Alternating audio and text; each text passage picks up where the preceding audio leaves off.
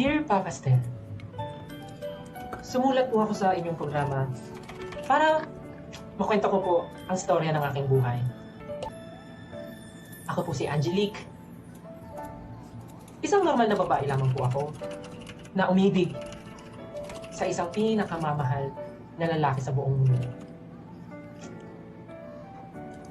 Hindi ko po alam kung paano nagsimula ang love story namin, Papa Stel.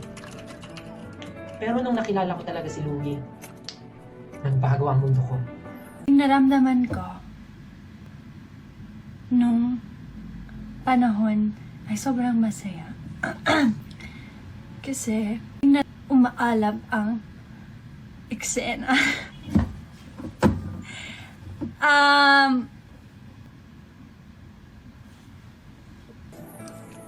Nung una ko siyang makita, ganito na agad ang sinabi niya sa akin kahit hindi kami magkakilala. Miss! Excuse me lang po, miss! Ano ba yan, kuya? Pasensya na, miss. Hindi po kasi kita nakita eh. Kuya naman, nakakainis ka eh. Kita mo nakaputi ako, oh. Ganun nagsimula ang love story namin ni Louie. Nung una akala ko, maiinis ako sa kanya. Pero, parang may gayuma ata tong si Louie at nabigla na lang ako at nadala ko sa mga matamis niyang mga salita at sa kanyang mga tingin sa akin. Nagulat na lang ako na naging magkaibigan kami at sa kinatagalan ay bigla na lang akong tinanong ni Louie, Angelique, ito seryosong tanong. Pwede ba manligaw? Wow! Ano ka ba, Louie? Seryoso ka ba? Magkaibigan man tayo pero bakit naman ganyan? Nagulat na lang ako nang umamin sa akin si Louie. May nararamdaman pala siya sa akin. Pero nalilito ako. Sasagutin ko ba siya o hindi? Dahil hindi po ako sigurado, Papa Stel. Oh my gosh, I shouldn't Kung say. magtatagal ba kami. Hindi ko sigurado kung siya ba yung para sa akin or niligawan niya ako dahil masaya lang siyang kasama ako. Kaya hindi ko agad siya sinagot, Papa Stel.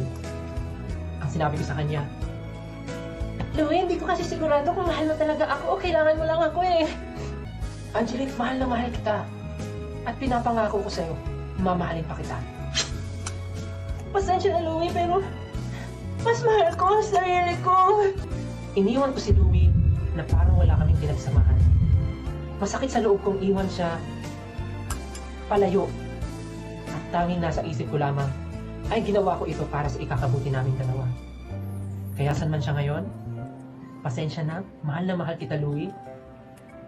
Ginawa ko ito para sa atin. Masaya ako na naging parte ka ng buhay ko. Till I met you. Maraming salamat po, Papa Stel. Nagmamahal, I miss you. Angelique.